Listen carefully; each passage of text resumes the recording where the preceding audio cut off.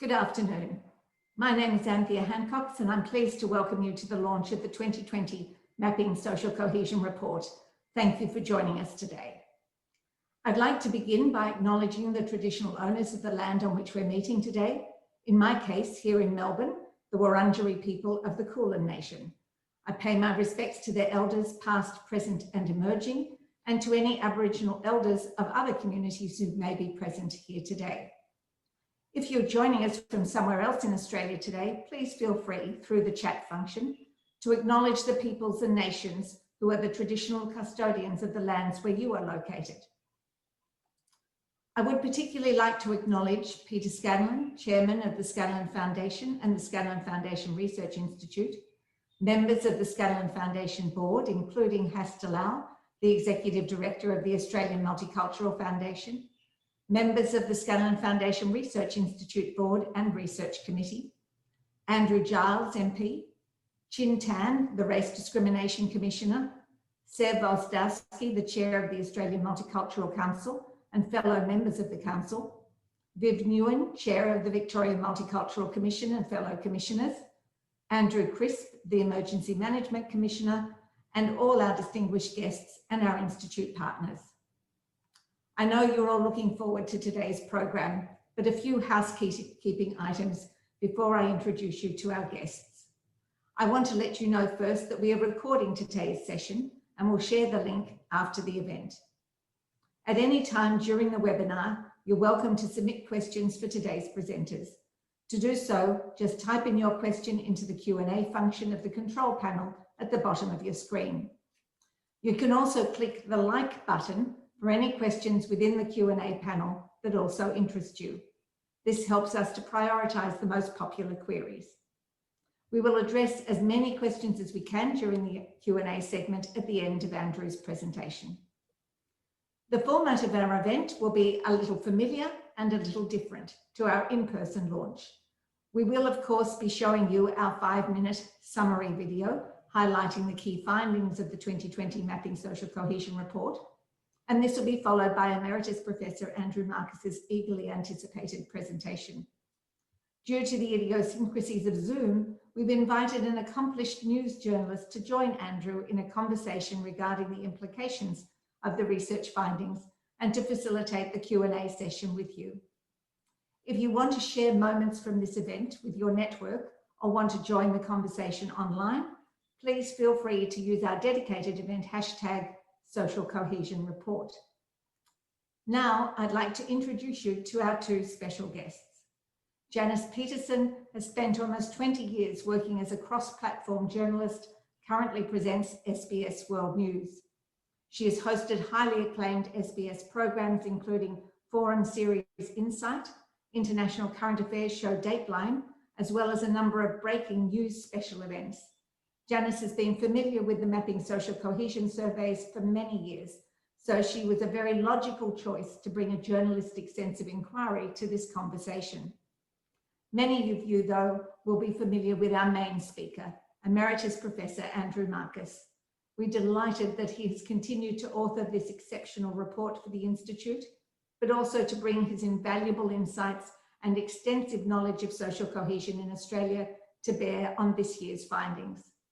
Andrew is based at Monash University's School of International Historical and Philosophical Studies, and we are so pleased that he has recently received an Order of Australia for his contribution to Australia's understanding of itself. Janice, Andrew, thank you for being here today. And thanks so much, Anthea. Good afternoon to Andrew and good afternoon and welcome to everyone who's tuning in.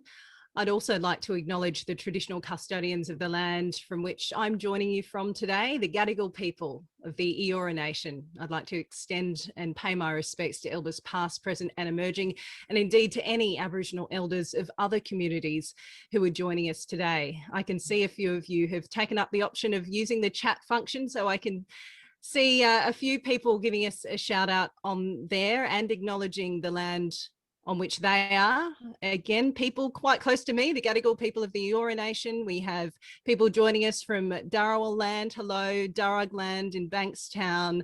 We have the Kulin Nation very strongly represented from Melbourne, Yorta Yortis Shepparton. So you're joining us from all over the country, which is just fantastic. And thanks again for that. Well, 2020, of course, was a year like no other. And that word unprecedented was a word we heard so much over the past year. And I guess that was because daily life suddenly changed, didn't it? We had lockdowns, curfews, domestic and international border closures, and then heartbreak. Sadly, some of us lost loved ones, people we cared for very dearly, to this deadly virus, COVID-19. From an economic perspective, we had huge global bodies like the IMF, among others, comparing the pandemic as the most significant event that we've experienced since the Great Depression of the 1930s. But more broadly, I guess the events of 2020 really called into question life as we know it. We felt a great deal of uncertainty about the future, and it left a lot of us to ask, when are things going to return to normal? So, how has the year that we've just experienced impacted Australia's social cohesion? Well, the data shows that Australian attitudes have been pretty consistent when it comes to issues like multiculturalism, belonging, and life satisfaction over the past decade. But could a global pandemic upend all of that? Did Australians respond to this common crisis by coming together? Or did our social cohesion suffer under the pressure? Did people turn inward and look outwards to blame others? Well, thankfully, we are going to begin to answer some of those big questions today. Scanlon's 2020 Mapping Social Cohesion report is the 13th in the series, and it follows the benchmark survey back in 2007. There have been annual surveys since 2009. It's the largest and the longest running study of its kind in Australia for years, and it's taken the national pulse on important issues affecting our cohesion. So things like immigration, population, democracy, and financial satisfaction. Its findings are always interesting, of course, and very much anticipated, but perhaps even more so this time around, given the events of 2020. And with not one, but two of the surveys conducted last year, it tells us plenty about the character of Australian society in a time of crisis. Shortly, we will hear from the report author, Emeritus Professor Andrew Markus. But before we dig deep into the findings and those results, let's take a look at a short video summarising just a few of the key findings. 2020 was a difficult year for Australia and the world. Off the back of our most devastating bushfire season in history, the coronavirus became a major problem for Australia in March. With it came lockdowns, border closures, and mass job losses. So, what happened to our social cohesion during this time? Did we come together or did we fracture? And after months of coronavirus restrictions, how were Australians feeling about the future? Since 2007, the Scanlon Mapping Social Cohesion research has been tracking public opinion on social cohesion, immigration and population issues. With two waves of the survey undertaken in 2020, the first in July and the second in November, results provide a unique means of measuring how Australian attitudes were impacted in a year characterised by crisis. Let's take a look at 5 key findings outlined in the 2020 Mapping Social Cohesion report. COVID-19 led to a dramatic change in priorities in 2020. In July, 63% of respondents nominated it as the most important problem facing Australia, outranking any other issue by far.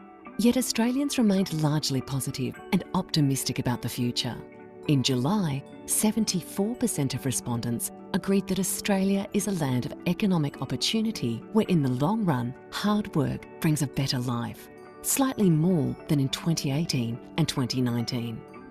70% were optimistic about Australia's future, and 92% felt a sense of belonging in Australia to a great or moderate extent.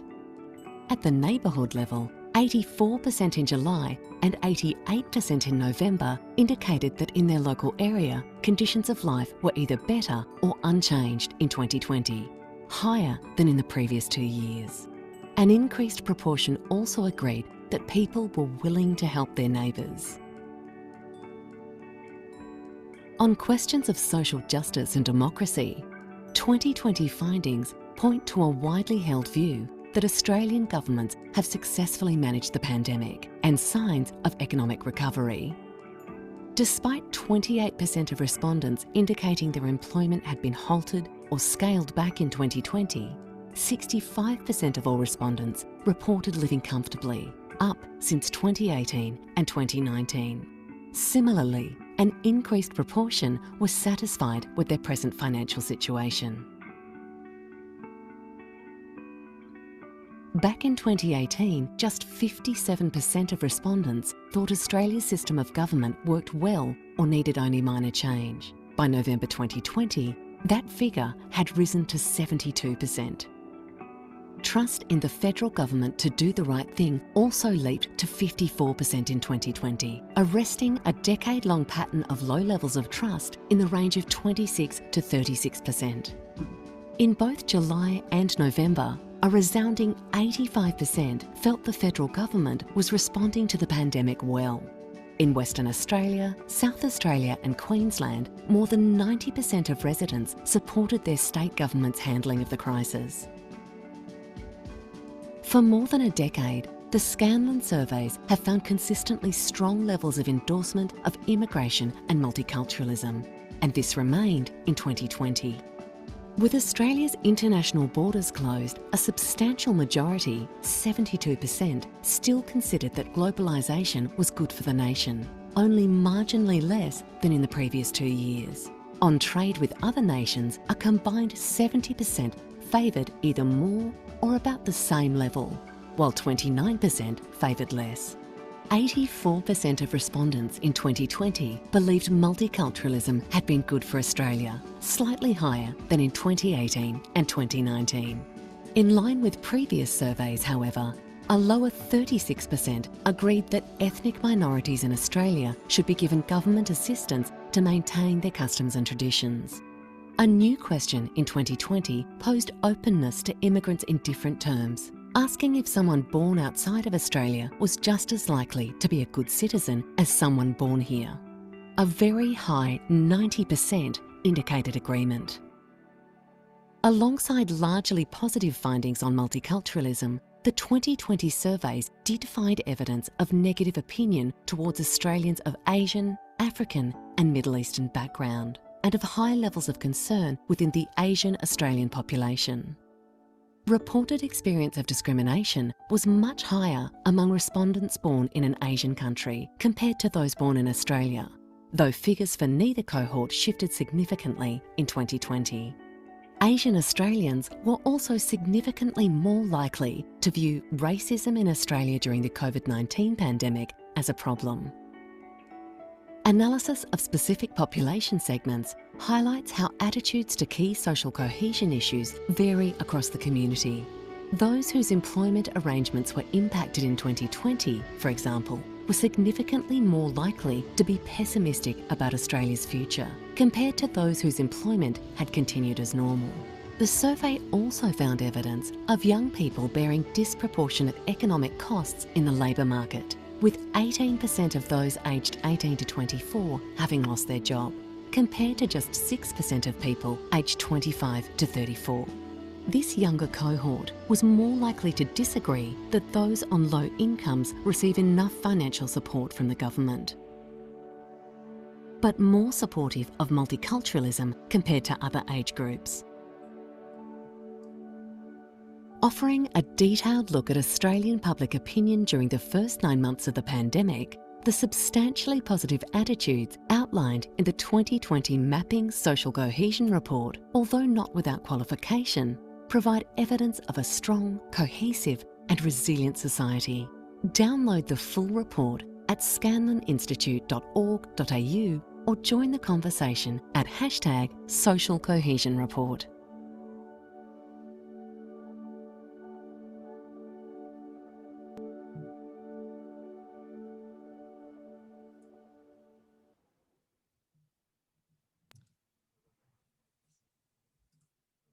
So there you have it. Really interesting to hear about that largely positive outlook, given what we've all been through in 2020. I'm certainly looking forward to hearing more about that. And I hope everyone took note of the web address there. You can sift through the findings yourself.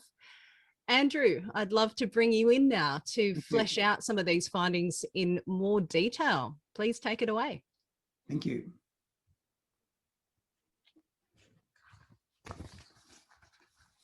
Okay, hello everybody, and it's a great pleasure to be with you again, virtually, if not physically, unfortunately, maybe next year. I also would like to acknowledge the custodians of the land on which I'm sitting, the Wurundjeri people of the Kulin Nation. And I acknowledge and respect their continuing culture and their contribution they make to the life of my city and our region. Also to acknowledge that without the financial support of the Scanlon Foundation and Peter Scanlon, none of this work would be possible. I think you will share this view, that it's a very significant contribution to Australian public life. Also to acknowledge Ms. Anthea Hancock, the Chief Executive Officer of the Scanlon Foundation. The initial planning of this survey began in 2006, and as you've heard, this is the 13th survey that has been conducted at the national level. And that initial planning was undertaken with the leadership of Professor John Neuenhausen, then at Monash University, and Mr. Hastelal of the Australian Multicultural Foundation. Throughout these long years, Mr. Bruce Smith has been part of the team, very carefully working and closely working with me on the surveys and the interpretation of the results. And also over that long period, there's Tanya Munns has been working, assisting with data analysis and data visualization, preparing reports. In this report, there's additional statistical analysis undertaken by Dr. Manuel Guzman, and thank you very much for that. And of course, the projects have been rolled out and administration conducted by the Social Research Centre, and I acknowledge the work of the Social Research Centre. Not least, Monash University provides the research environment, which makes this work possible. All right, so let me take you through now in a little bit more detail with the findings. So the Scanlon Foundation national surveys, as you've heard, have been conducted since 2007. And for most of that period, the surveys were administered by telephone, random digital dialing to landline and mobile telephone numbers. More recently, there's been a transition to online completion, in large part because it's become much more difficult to conduct phone surveys as people filter their telephone calls and very often are not willing to take a call from a research agency or a social research agency. So for 3 years now, the survey has been fielded on the Life in Australia panel conducted by the Social Research Centre. And about 90% of people have completed the survey online in a self-completion mode. I make the point that the Life in Australia panel is the only panel in Australia that's recruited on a probability basis. It's not people volunteer to opt in, but the people have been selected on a random basis to reflect the Australian population. Now, in 2020, 3 surveys were conducted. First in July, then in November. And in addition to that, a small survey was conducted in the Chinese community. That was conducted in May and June, and that was conducted in language in simplified Chinese. The other point to note is it's a very detailed questionnaire that's administered. So in July, there were 9 modules, 127 substantive questions, and a large number of demographic questions. In November, the follow-up survey was shorter, but it still contained 65 substantive questions. So this wealth of surveying provides us with a number of different perspectives from which to analyse the data. With regard to establishment of trend over time, we can look at 2007 to 2020, that very broad period. And those of you who look at the full report will see that there's quite a lot of information about the trend of opinion going back to 2007. Secondly, more closely, we can look at what's happened since 2018 to 2020, those 3 years, using the common methodology of the Life in Australia panel to see how opinion has changed within that panel.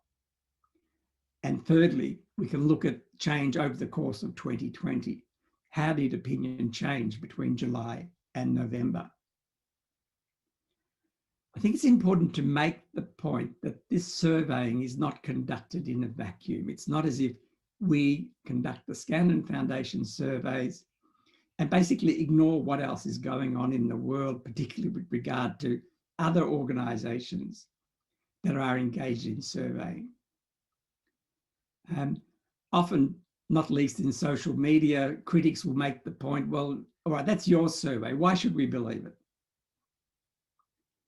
And so in that context, I think it's important to note that there, in the report, survey findings where possible are benchmarked against the findings of other organisations who have conducted surveys, such as the Lowy Institute, the Essential Report, Newspoll. On life satisfaction, there were 2 surveys last year conducted by Vic Health. There's the highly regarded Australian Unity Wellbeing Index, which is conducted by researchers at Deakin University. The ANU Centre for Social Research and Methods has been conducting surveys over the course of the year. And in addition to that, there are international surveys which include Australia.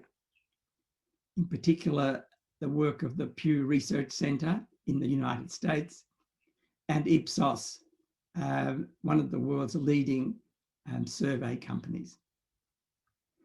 So the findings he presented are benchmarked against these other surveys to see if there is consistency in the findings, or are results being produced that are quite isolated and outliers.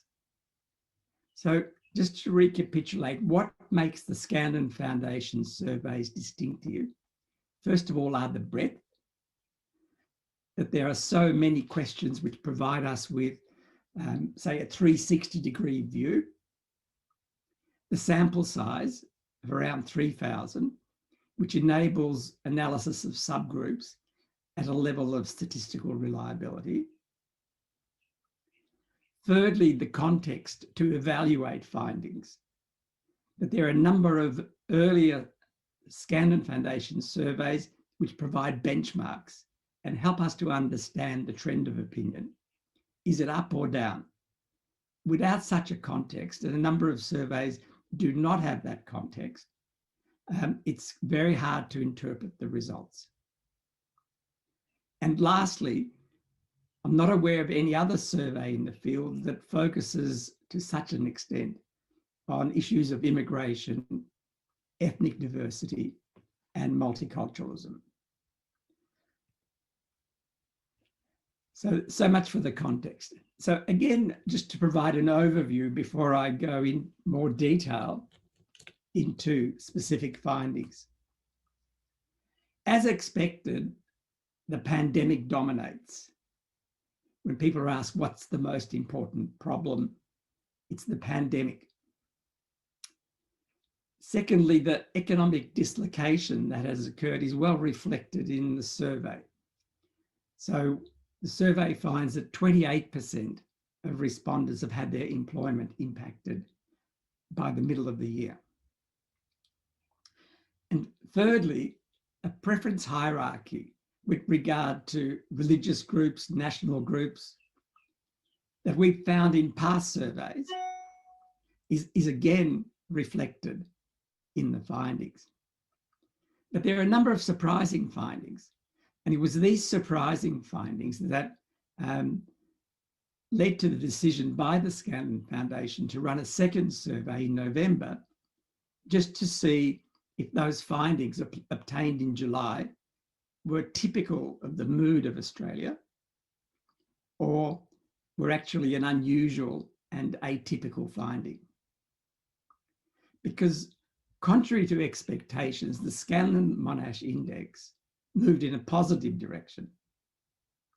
Financial satisfaction, again, contrary to expectations, increased. Level of trust in government was substantially higher than in earlier surveys. And the level of support for the ideal of an open society, characterised by international trade, extensive immigration, and policies of multiculturalism, were stable where a decline might have been expected, and in a number of cases actually more positive in 2020.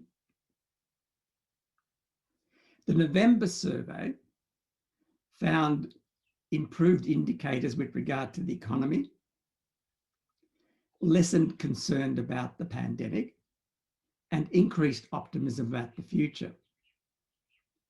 Constant at a relatively high level were findings on personal finances, life satisfaction, trust in government, globalisation and immigration. These numbers remained high at a positive level. And as in July, some concerning findings with regard to attitudes to minorities, and specifically to Asian Australians, who were a particular focus of surveying this year. Okay, so what happens with social cohesion? There's no question that the pandemic created a more cohesive society in many countries in its earlier days. And this is the finding of the Ipsos agency, the international surveying company. People will always pull together when there's a common enemy, especially the double challenge of a health enemy and an economic enemy. But our COVID-19 tracking surveys have suggested that social cohesion has started to fray as the pandemic has evolved. So this sets a context, an international context. Is this true of Australia? More cohesive in the early days, but then a fraying of cohesion. Let's examine the data from the findings. Hypothetical, what could have been, is level of happiness could have gone from 81 to 50. Expectation of life in 3 or 4 years could have similarly declined, as could have optimism about Australia's future. Trust in people, which is a key indicator, was at 43% in 2019. That could have been down to 20%, a finding that you do have in some societies. The reality is that this did not happen. When people are asked, would you say that over the last year you've been happy or very happy? You can see that the numbers are pretty stable, 2018, 19 through to November 2020. Hardly any change at all, somewhat surprising. Expectation of life in 3 or 4 years, will it be improved a little or much, or will it be the same as now? Again, you can see it did not move significantly between 2018 and 2020, but there was an uptick to 86% in 2020, in November 2020. So 86%, same as now, or improved, and just 14% expected that their lives would be worse. With regard to optimism or pessimism, with this question is a consistent upward movement. 63% in 2019, 70% optimistic in July 2020, and 75% optimistic in November.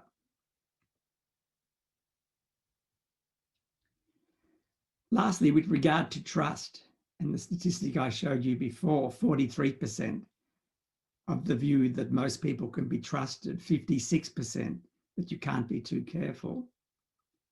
But the proportions had just about reversed by November 2020. 53% people can be trusted, 47% that you can't be too careful. And I make the point that these positive findings that we've looked at so far and that you've seen in the video presentation, they're to be found across the survey. So it's not just one particular area, but it's a consistent finding across the survey. So what I'll be doing in this presentation is going from the broad indicators to some specific and narrow indicators, because the depth of the sample enables us to examine different age groups, people living in different parts of the country, people in different financial circumstances, different levels of education. So all of these variables, and there are 8 variables considered across the survey, you will find in the report. So the most important problem facing Australia, an open-ended question where people can write anything. In previous years, the highest we had for any one issue was 36%, where 36% nominated the economy in 1 year. You can see the magnitude of the change that in July was 63% indicated that COVID was the #1 issue, and 15% indicated the economy, 5% climate change. Climate change, which in 2019 had been seen as the most important issue, dropped back to 5%. Now, by November, this distortion caused by the level of concern about COVID had dropped almost by half. It was still the #1 issue, but down to 32%. And if we sort of graph this, you can see that significance in July, but the dropping back, and then a nomination of a number of other issues at 2, 3, 4, 5%. Interestingly, like racism is regarded as the #1 issue by just 1% of respondents, even though, as you'll see later on, a third or more people are concerned by the level of racism. But in terms of #1 issue, it's just 1%. Now, the Scanlon-Monash Index, as I indicated, surprisingly moved in a positive direction. The Scanlon-Monash Index aggregates 18 different questions and is designed to give us an overview of what's happening in society. And you can see that it went from 84 index points to 89 in July, and further positive to 92 in November. And again, with regard to context, because you might scratch yourself and say, well, how could the index have moved in a positive direction? It doesn't make any sense. But if we look at the Australian Unity Wellbeing Index and their measurement of personal wellbeing, and that was conducted in April and May, that index also moved in a positive direction from 74.4 to 76.5. Or if we use another indicator, the Ipsos Social Cohesion Index, which is fielded in 27 different countries and was conducted later in the year from September to October, Australia ranked 4th out of 27 countries in their positive ranking of social cohesion. But Australia came first in terms of the developed economies and the democratic countries. So that finding for the Scanlon-Monash Index is also found by certainly these other two surveys. The Scanlon-Monash Index moved particularly in two domains: social justice and acceptance and rejection. The big movement in July was in the realm of social justice, particularly focused on support by government for people on low incomes and the level of trust and confidence in government.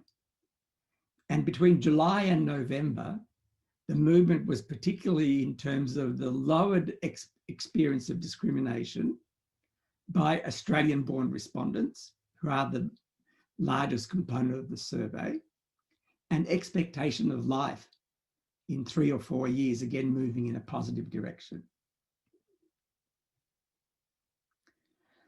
All right, so with regard to economic impact, despite the level of economic dislocation, the surprising finding is that in 2020, more positive responses were obtained for a number of questions on personal financial circumstances than in the previous 2 years.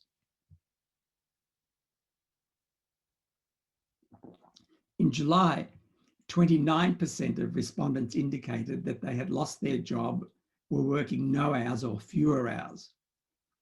And in November, still a large proportion, but down to 21%. Working the same hours as before, 67%, and then 75%. So a substantial proportion of the workforce was economically impacted. But when we asked about financial circumstances, how satisfied are you with your present financial situation? The proportion satisfied over the 4 surveys, 2018 to November 2020, went from 61 to 64 to 73, and then remained close to that level in November.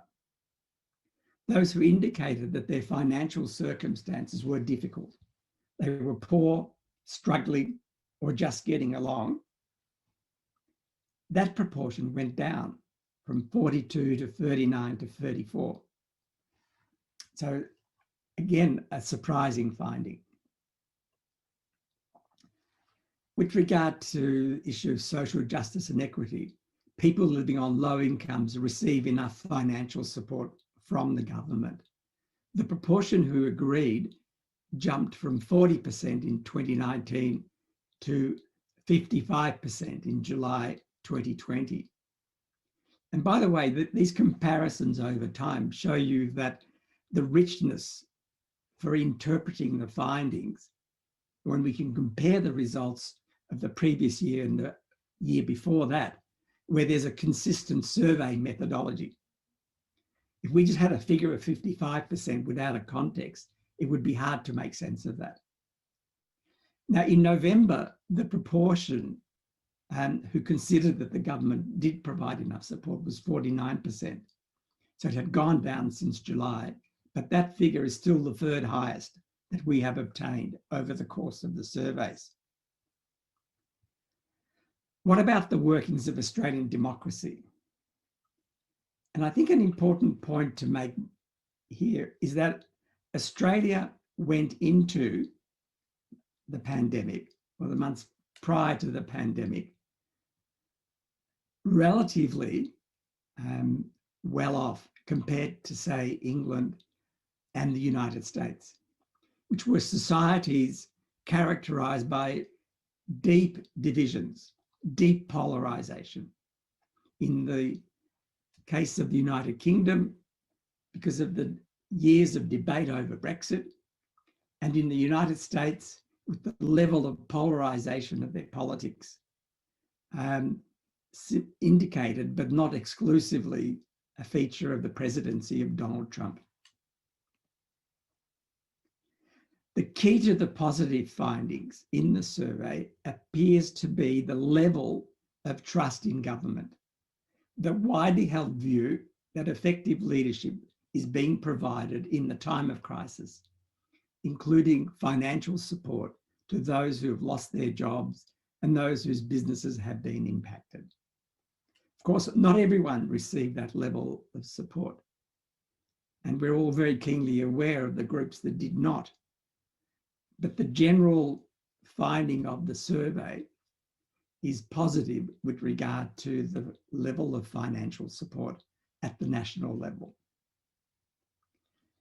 Trust in government increased very significantly from 2019 at 36% to 54% in July, and even higher, 56% in November. Just to sort of provide the interpretative framework, the long-term average for that question is 32% positive. 32% compared to 54% in July. 85% in both 2020 surveys rated the performance of the federal government in response to the pandemic as positive. So that's an extraordinary number, 85% for endorsement of a government. And you'll see similar statistics in later slides that I will show you. With regard to the system of government that we have, does it work fine? Does it need minor change? Does it need major change, or should it actually be radically overhauled? Here you've got a majority of the view that it works fine and needs minor change, and the proportion is going up. If we looked at surveys in other countries, it would be very much a minority viewpoint that their system of government is functioning effectively. So this is the long-term pattern with regard to trust in Canberra. And you can see that it was the only other time when we had a high level of trust relative to the other years was in 2009, in the early period of the Rudd government. When that government was seen to have disappointed the electorate, trust collapsed and didn't recover, and didn't really recover until 2020. This is a longer-term perspective on the system of government and whether it's working well or not. And these are respondents who are indicating that it is actually working well. This is a pie chart indicating view of the federal government, 85% very well or fairly well. With regard to lockdown restrictions, the level of support for government actions is very high. 63% in November with regard to the Victorian restrictions indicated that they were definitely required, and 24% probably required, a total of 87%. The proportion who considered that restrictions were not required is a minuscule, definitely not required, 6%, probably not required, 7%, a total of 13%. So in terms of access to social media, discussion on Twitter, these proportions do not reflect the balance of discussion in social media, but this is the balance when the population is surveyed. Victoria singled out because that was the state that had the severe second period of lockdown. And even in Victoria, 78% in November considered that the state government was responding well. And in other states, we're getting 80 and 90%. So I don't think these numbers should be taken for granted. They're a very strong endorsement of government. With regard to lockdown restrictions that were imposed in March, and these were asked in July, again, you see these extraordinary high numbers in Western Australia, 98%, of whom 86% indicate definitely required. And no one indicated definitely not required. So quite extraordinary high levels of endorsement. And I'll just show you one international survey, which was conducted in June and August by the Pew Research Centre in the United States. And they commissioned agencies to conduct surveys in a number of different countries. And you can see that in their findings, Australia comes almost equal first with Denmark, 1 percentage point below.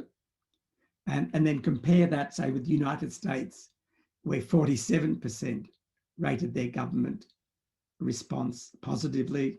In the United Kingdom, 46%. With regard to the ideal of the open society, Australia as an immigrant nation, neither the July or the November survey obtained indication of heightened support for raising barriers and closing Australia to the world.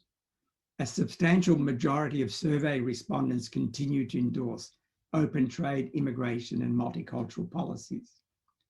Now, it might be said that, wait a minute, Australia's already closed to the world. There is no immigration. The borders are shut. So why are you surprised that you're getting positive results when you're asking those questions when the borders have been shut? But the questions, as you will see, were asked at the level of principle. They're not asked about what's happening now, but it's to do with what Australia should be doing and reflect on what Australia did over the past decade. Like, there's a view propagated by some groups that Australians did not support the large-scale immigration program of recent years. So we asked people, do you think that immigration in recent years was too high or not too high? First of all, economic ties, globalisation, marginally lower in July, but essentially at the level of previous years, and at a high level of endorsement, where more than 2/3 of respondents indicate that open trade with other countries was positive. With regard to immigration, people are asked, someone born outside Australia, are they as likely to be a good citizen as someone born in Australia? Now, there are a number of countries where the majority viewpoint is that you have to be born in this country, you have to be of this ethnicity, you have to have heritage and traditions in this country to be a good citizen, even to have the rights of citizenship. And here in Australia, 90% are endorsing that viewpoint. Multiculturalism has been good, 84%. Immigrants are generally good for the economy, 81%. Immigrants improve Australian society, 82%. So these are really high numbers, and I don't think they should be taken for granted. There would not be many countries where you would find such high proportion in agreement. Accepting immigrants from many different countries makes Australia stronger, 71%. Immigrants take jobs away, disagree, 70%. Where we do get a different perspective is with regard to integration. That if, in our surveys, if we ask, do you think that immigrants are not, too many immigrants are not adopting Australian values, you will get 60% agreement. With regard to funding for cultural maintenance by government, again, a majority of people will disagree with that. So I think that these findings on multiculturalism, and we may want to discuss this later in the chat session, have to be taken in the context that Australians endorse an open society. They show willingness to adapt and learn about immigrant cultures, but at the same time, they look for evidence that immigrants are also integrating, that it's a two-way process. And the perception, which may well be fundamentally wrong, but the perception that the surveys indicate is that too many immigrants are not adopting Australian values. All right, so attitudes to minorities. Alongside the positive findings, there's evidence of a relatively high level of negative opinion towards Australians of Asian, African, and Middle Eastern background, and high levels of concern within these communities, within the Asian Australian population. But where identical question wording allows for comparison of 2020 results with those of earlier surveys, there is no evidence of substantial negative trend or heightened xenophobia.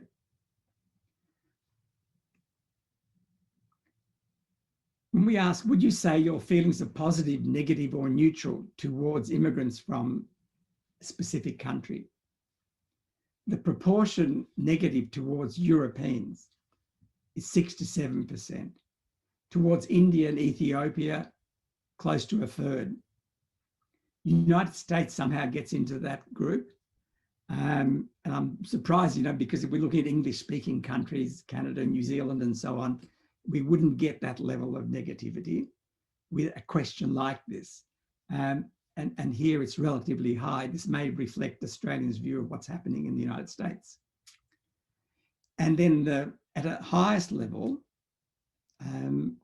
between 40 and 50%, negativity towards Lebanon, China, Iraq, and Sudan, immigrants from those countries. And unfortunately, we don't have benchmarking for this particular question. The last time we asked this was in 2012, 2013, with a different methodology. So the data is not directly comparable. With regard to faith groups, however, we do have comparable data. So first of all, attitude to different faith groups. And you can see negative attitude is in the 5 to 13% range for Buddhist, the Jewish faith, Christians, Hindus, and Sikhs, and a much higher 37% towards Muslims. But then when we look at the data from previous years, and we do have for several of these groups, there is no evidence of heightened negativity. And at the highest level of negative view towards Muslims, if anything, there's a downward trend rather than an upward trend. So if we were to graph the trend of opinion, you can see it's either flat or even marginally lower rather than increased evidence of heightened negative sentiment and xenophobia. With regard to experience of discrimination, have you experienced discrimination because of your skin color, ethnic origin, or religion? Here you can see this very significant gap between the reported experience by people born in Australia, people born in the UK or Ireland, and in Asian countries, almost 3 times higher. But again, when we look at data from previous years, it was 41% for respondents from an Asian country in 2018-19, down to 39%, just marginally lower, of course. Amongst the Australian born, it's lower in November. That's an interesting point to discuss why that would be. And again, that might be something that we want to take up in the discussion. Now, there's other findings asked, particularly in the context of the COVID crisis, that, and we don't have obviously benchmarking data here, but do raise issues of concern with regard to attitudes towards particularly Chinese Australians, people born in Asian countries. So for example, have you experienced more, less, or about the same extent of discrimination? And whereas for the total sample, 22% say more, 22% say less, and the rest are in the middle. For those born in China, in our supplementary survey, 41% said yes. Concern for friends who may suffer discrimination. Respondents born in an Asian country, 55% indicate that they are concerned. Perception of racism by birthplace. How big a problem is racism in Australia? As you can see, around 1/3 of Australian-born respondents, 36%, slightly higher than 1/3, but 59% of respondents born in an Asian country. So a number of indicators which do find, when we put the focus on respondents born in an Asian country or China, that there's an outlier, there's much higher levels of concern. Just 2 other points to discuss, 2 other themes. First of all, people with strong negative views. What proportion of the population is strongly negative, and has this changed over time? And with response to a number of questions, the proportion is around 4 to 6% strongly negative. Now, this is an important finding, that it's relatively low, obviously too high, but 4 to 6% relatively low. But also the proportion has not increased where we've got comparable data from 2019. Again, the risk at the time of pandemic is that the number will rise. At a time of crisis, the number increases. These statistics indicate that they have not. With regard to specific groups, where we've got comparable data is only for Muslims, and the very negative proportion, again, is trending down rather than trending up. But nonetheless, with regard to specific groups, the level of strong negative sentiment is in the range 13 to 18%, and that is a strong finding. All right, with regard to youth, and this is the last area that I'm wanting to cover.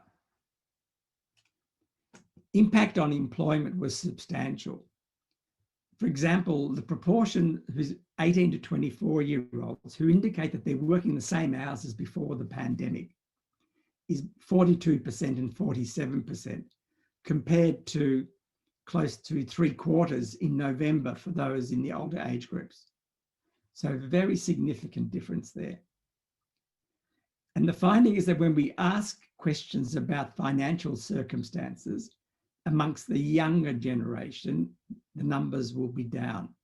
Like, do you think the government provides enough financial support? 44% compared to higher proportions amongst the older age groups.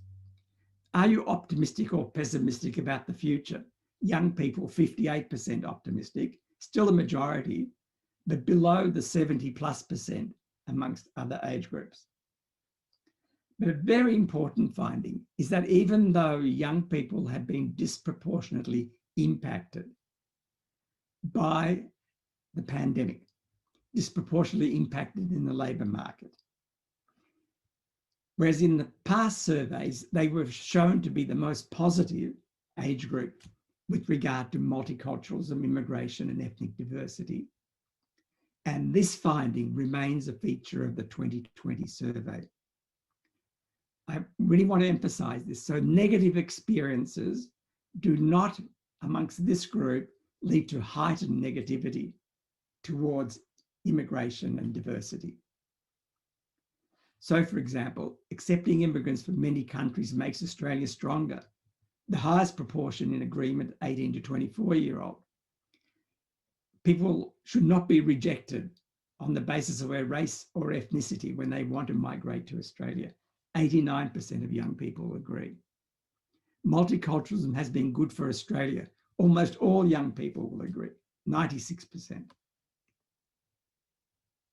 Too many immigrants are not adopting Australian values. The lowest proportion who agree with that statement are those aged 18 to 24 at 36%. And in no other groups does a majority reject that proposition. And lastly, when we map 2018-19 against 2020, 2018-19 is the dotted line, 2020 is, so the continuous line is 2020. You can see that results for 2020, rather than going downhill, are marginally more positive and consistently so. All right, so summing up, 2020 in perspective. Personal financial circumstances, surprisingly more positive than in 2019. Endorsement of government response to the pandemic is very high. Trust in government is very high. A substantial majority continue to endorse the ideal of the open society. Alongside that, relatively high levels of negative opinion towards Australians of Asian, African and Middle Eastern countries, and high levels of concern are registered. Whether these are higher than in 2019, 2018, we can't say for certain. Where we've got comparable data, it's not, but there are a number of other questions which raise the question that in actual fact, there has been a worsening. So although not without qualification, The substantially positive attitudes identified in the survey provide evidence of a strong, cohesive and resilient society. Thank you.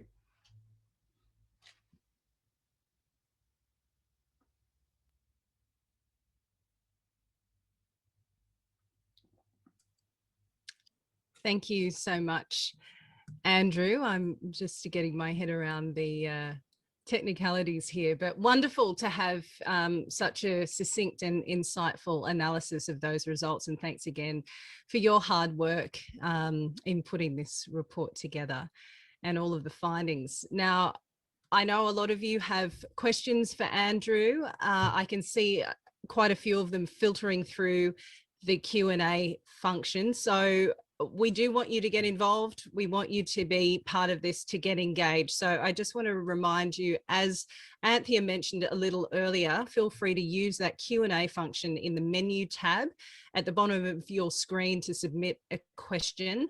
That is the best way that you can get your question to our panelists and get involved in the discussion today. I have noticed that there are a couple of questions in the chat function.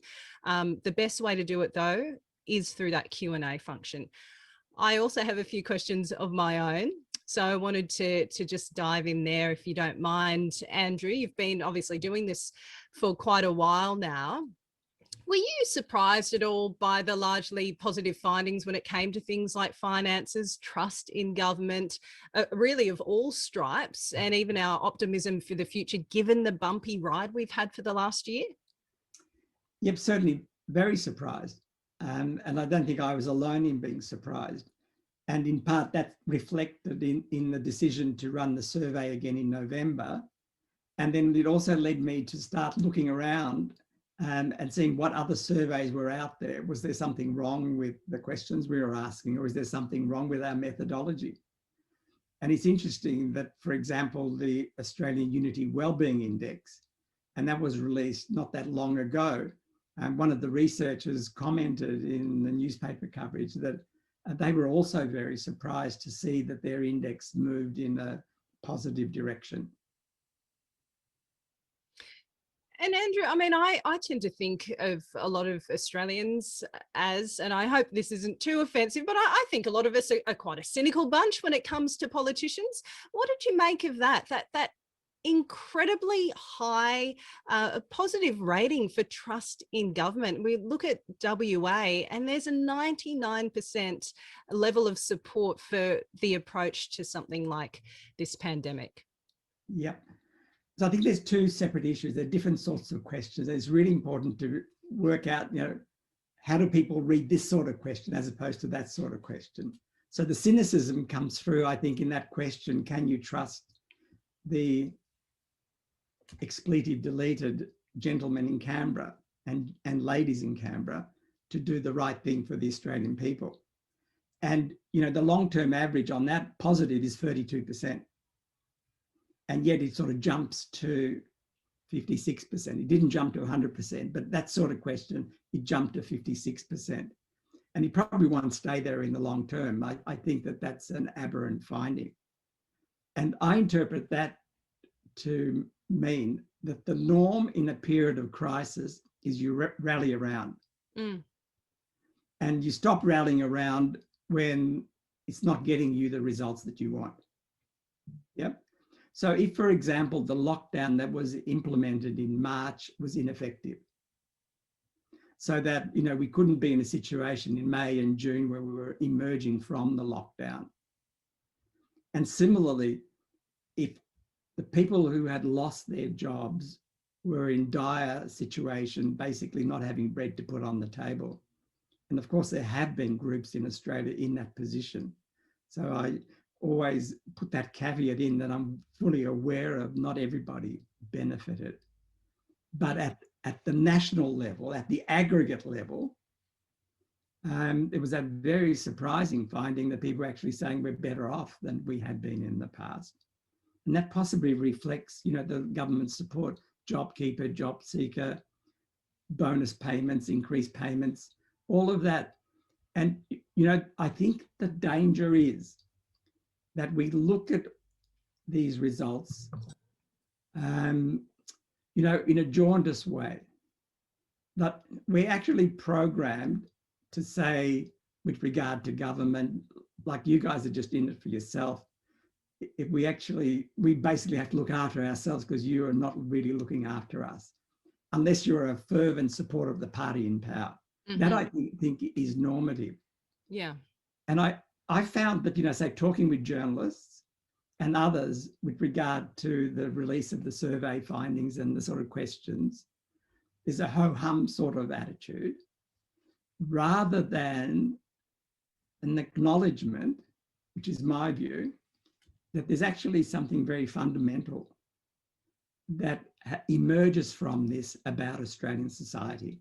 You know, you can't have assumed that a conservative government, centre-right government, as we have in this country, would put in the level of support for people that it actually did. And yet, if you're a rusted-on opponent of this government, you're not going to see that, or you don't want to see that. And you want to say, well, there's something wrong with the survey. Whereas I think that it's actually saying something quite profound and fundamental about Australia. And I sort of look back at Australia at other times, for example, 1941, 1942, when this country was at war. And there was the level of support for the Prime Ministership of John Curtin. You know, what's happening in Australia today is very different to, I think, what's happened in certain other periods of Australian history, but is similar, I think, to what happened in 41 and 42. Thank you again, Andrew. I might get stuck into the questions now that have been submitted from our audience. Again, as Anthea mentioned, there's a great function where you can like particular questions which have already been submitted. If you do that, it sort of pushes those very relevant questions to the top of the queue. So I'm going to leave it to you to decide what sort of themes, what areas you'd like to cover. The question that has had the most amount of likes, Andrew, at the moment involves the Black Lives Matter movement. So Monica Aweng-Deng asks, was there any research done around the Black Lives Matter movement? And if so, what impact did that have on social cohesion in Australia? Yeah. Sorry, I'm going to have to say that we didn't do that. You know, this focus was not on that particular issue. It might have been, but we had the sort of standard surveying from year to year, and the decision was made that possibly if we're going to focus on anything, it should be the experience of Asian Australians, in particular Australians of Chinese background. In the past, has the survey broached very topical issues like those sorts of movements? Yes, we have. Like, for example, you know, in the context of concern about terrorism, remember the Lindt Cafe incident and other examples like that in Australia, we particularly looked at attitudes to Muslim Australians and how they had been changed in that context. In other years, we've looked at recent immigrants and their experiences. In 2015, we did a major survey which had about 10,000 respondents. And that survey, half of the respondents answered in a language other than English. It was available in 20 languages. We actually rolled that out in conjunction with SBS. It was a major partner. And in that survey, we did look at the experiences of Indigenous Australians, as there were a number of Indigenous Australians who completed that survey. But we haven't done a survey specifically on Indigenous Australians. There have been surveys. People may know the Reconciliation Council, and they've sponsored surveys of attitudes towards Indigenous Australians and attitudes of Indigenous Australians. And that's done not annually, but on they've done at least 2 waves of that survey. Well, that's one of our other top questions now is why were there no questions about attitudes to Aboriginal and Torres Strait Islanders in the survey? Did you want to speak more on that?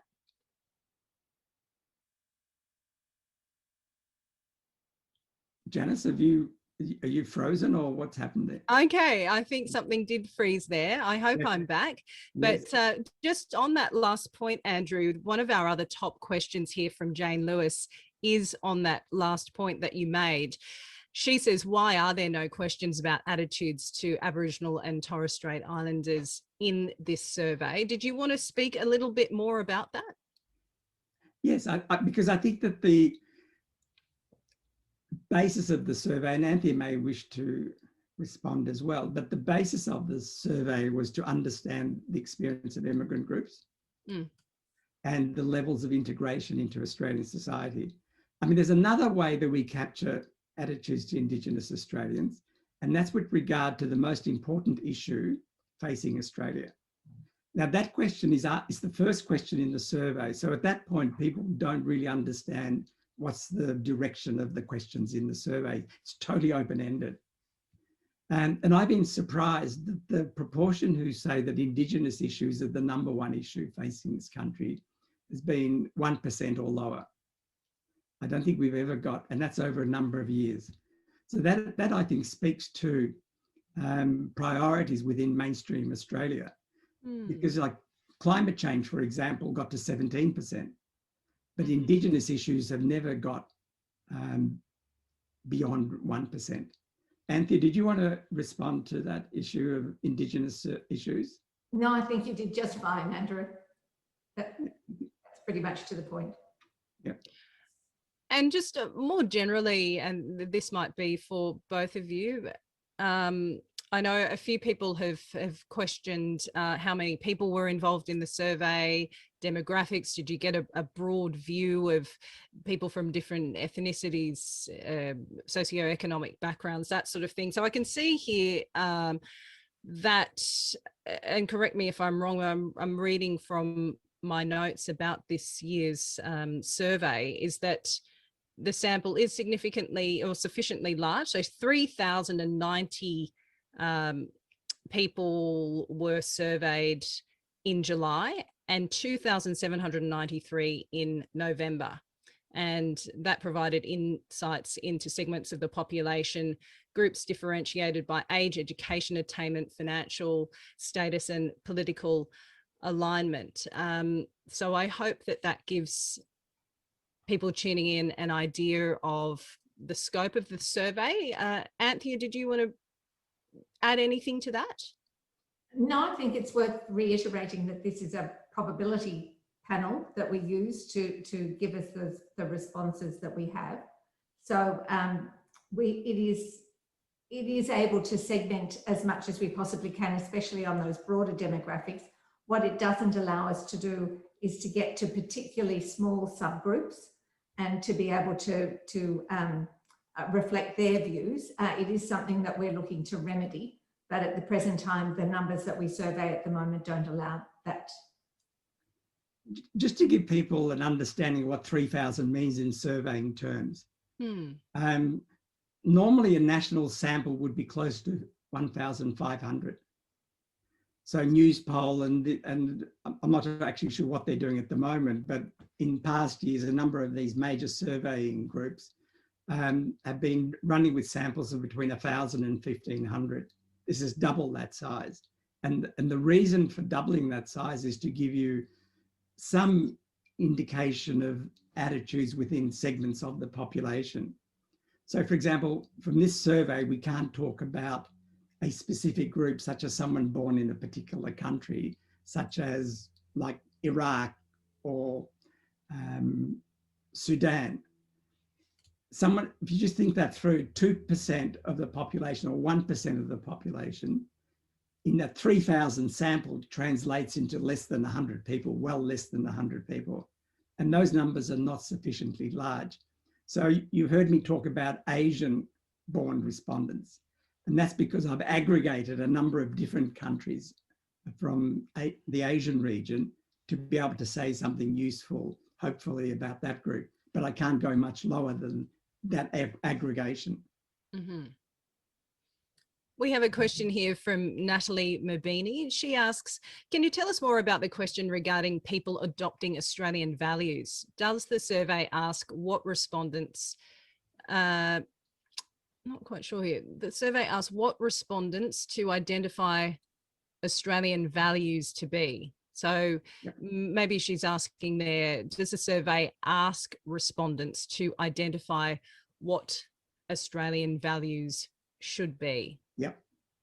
Okay, so that's a really important question, because often an issue arises saying, well, do people understand what that question means? Or how do they understand that question means? And the way that you frame the question will influence the way that people will respond. Yep. And then there's two ways to do that.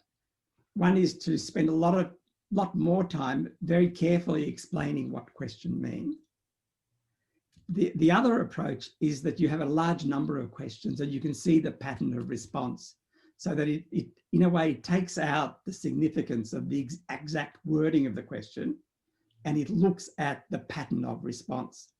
So one of the things that I've got in the report is I line up response to that question, not adopting Australian values, with a very different question about government support for cultural maintenance. And one is asked in a positive way and the other one is asked in a negative way. So if we then turn it around, so it's the logic, you know, you support this and you don't like that. The logic, and you see there's a graph in there in the report, which shows that it's actually very similar patterns of response. All right, so it's not a definitive answer, but my answer to that is that a survey for the general population is not like a legal document. That making it more and more precise won't necessarily give you a more and more precise response. So people would say, like, do you have a sense of belonging in Australia? That's really vague. Like, who does that mean? What does that mean? Does that mean anything at all? And one of the ways of testing whether that's working or not is a lot of people won't answer it. You ask a stupid question, people won't answer it.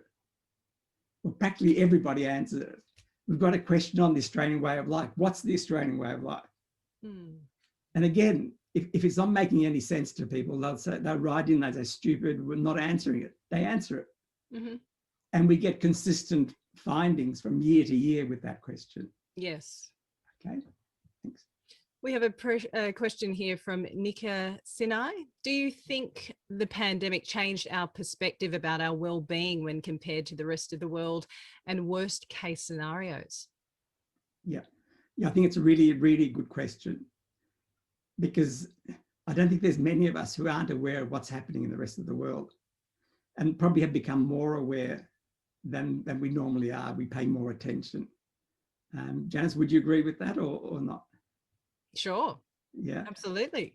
And so I think people well understand that we're relatively fortunate in this country. And I think there's also a recognition of what we have to do to keep on top of the pandemic. People's willingness to get tested, people's willingness to self-isolate, which I think are, again, indicators of a cohesive society. Because when you have people who do not buy into the national project and don't care about their neighbours, and we've got lots of evidence of that in other countries, you're not going to get much cooperation with government. And without cooperation with the government, it would not have been possible in this country to reduce the incidence of community transmission. So in a way, the proof for that is the success of the initiatives. And for those initiatives to have worked, you have to get a very high level of cooperation and agreement. Deborah, I know you had a follow-up question here about how do you think the negative situation in countries like the US and UK, for instance, influenced our feelings here in Australia. I hope that you would agree that Andrew's definitely touched on that now. Sebastian Gears asks, in regards to the financial well-being increase that we saw, is that in part due to the comparison of an attitude that suggests, well, at least I still have a job? He says, could the same be true for the increase of people having a positive view for the future? Having a positive view of the future, having the thought, well, at least we won't be locked inside our house. Yeah, I'm sure that people, if you ask some of these questions in normal times, And I think this is where what some of these questions are leading to. If we ask them in normal times, we asked them in 2016 or 2017, we didn't have the level of concern about our security and the pandemic. With the same questions, the same people might have answered it differently. But in this present context, I think, as the question indicates, people are fortunate, I mean, just to be able to have a job, just to be able to move around the country without too much restrictions and so on, so that people have tempered in that context the way they're responding to these questions. You know, I'm not expecting post-pandemic that we're going to get these numbers. Like, if anyone wants to have a small wager with me, like a $2, on whether we're going to have level of trust in government of 56%, you know, plus 1 year, I'll take the, I'll wager my $2 worth that it's not going to be at 56%. Aha. Well, there you go. There's a little insight to the future. Osman Chu, thank you for your question. I'm not going to read the whole thing out. We might just take the first part of your question. He asks, are distinctions made between people of Chinese heritage, migrants from China, and people who live in China in the community?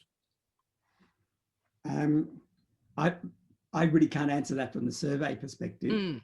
But I would say that most, you know, if you had the capacity to investigate that issue, most people would not be able to make those distinctions. You know, I think that we've got a really complicated immigration system in this country. And even within the media, there's often a lack of understanding. Like, people will often not understand that a lot of the people who become permanent residents have already been resident in Australia for a number of years. That we have a two-step process of migration where people first come as temporary, establish track record, get qualifications, and thereby hope to become permanent. You know, how is it that the country is maintaining an immigration program in the current context? And the answer is that a substantial proportion of people are in the country already. And what is happening is that they're applying to transition from temporary to permanent. It's also worth saying, Andrew, isn't it, that we don't ask visa status either in the survey. So we can't use that as a way of segmenting the population. No. We did a special survey where we did have visa status, but normally we don't. Thank you so much to both of you for clarifying that. We've just got time for one more. We've got about just a little over a minute, I'd say. So this one's from Zalman Castell. Again, I'll just take the first part of the question. Can you tell us more about the trend regarding belonging with people responding to the question, not at all? Has there been a significant increase in this response over time? No, there hasn't. Like, we've got three questions, like sense of belonging, pride in Australia, and the importance of maintaining the Australian way of life. And there are 5-point response scales: strongly agree, agree, middle, and disagree, strongly disagree. And the positive is around 90% or more, 90, 91, 89, that sort of range. And it's been that way. The survey, there has been some shift. The shift that's occurred has been from the strongly agree, or to a great extent, to the next level of agreement. But when we aggregate the two, there hasn't been much shift. And also the survey reports disaggregates those sorts of issues. So we can see, for example, how do young people respond to that question? How do people who vote Greens respond to that question? So there's quite a level of disaggregation of the data in the survey. The report, the aim of the report, and it's an unusual report because there's quite a lot of tables and graphs in the report, but the aim of the way that it's put together is to enable people to interrogate the data for themselves. So not just read it and say, I agree or I don't agree, but the data that it's based on is presented in the report. So there's scope for people to make sense of it for themselves, or lack of sense. Well, Andrew, you've certainly done your bit in helping us all make sense of it today. I can see from some of the comments in our chat function, fantastic Parviz is saying fantastic and insightful presentation and survey. Thank you. Good informed discussion. A big thank you from Huss. I assume that's Huss Dalal. Thank you. So lots of people very appreciative of the time that you've taken, and indeed Anthea, today to crunch through the numbers, the findings for us, make it so approachable and engaging. So thank you so much. I think a lot of food for thought, and a lot of us will be getting into that report for more analysis. And yeah, it's been really fascinating to hear how this incredible year we've had has shaped, shifted, influenced our thinking when it comes to issues around multiculturalism, social cohesion, and so much more. So thank you so much for your time, Andrew. We really, really appreciate it. Thank you again to Anthea, but I will hand over to you, Anthea, to wrap up proceedings. Thanks again. Oh, thank you very much, Janice. And I should say, because it's been, the Q&A and the chat have been very active, we will look for ways that we can respond, but I do want to reassure everybody that many of the comments and questions that you've asked, we will reflect on and see if we can incorporate those things into subsequent survey work that we do. So don't let anybody think that we won't actually address the questions that have been put there. I do, of course, want to thank Emeritus Professor Andrew Markus for all his work mapping social cohesion across Australia since 2007, and in particular in 2020, which was not only an extraordinary year, but when we decided to undertake 2 surveys, it became that much more complex. I'd also like to thank you, Janice, for leading and facilitating a most fascinating conversation and helping us all think a little bit more about the strength Australia has developed and the opportunities this creates for all of us, regardless of our roles. I'd also like to thank the audience today from across the country for taking the time to join us for our first ever digital launch. It's been an absolute pleasure having all of you with us today. I'm also pleased to let you know that there will be 2 follow-up events to dive a little deeper into particular aspects of this report. All of you will receive an invitation to these events, and I hope that you can join us. Be sure to use #SocialCohesionReport to continue the conversation online, and please feel free to visit Scanlon-Foundation.org.au to receive updates, as well as our upcoming publication on minority-owned small businesses, to read our latest narrative on the Chinese diaspora experience in the east of Melbourne, or to register your interest in attending the Scanlon-Monash Summer School in March. Thank you, everybody. Have a great afternoon, and we'll see you all again very soon. Thank you.